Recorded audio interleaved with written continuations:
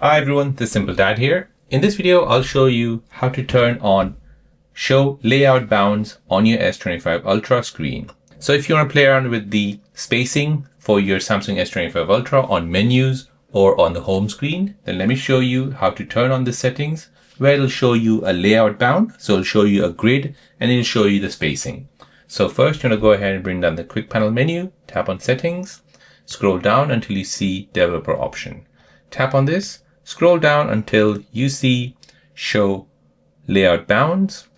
So there, show layout bounds. So this will show clip bounds and margins. Turn this feature on. And now as you can see all the grid layouts. You can see the spacings with all your text.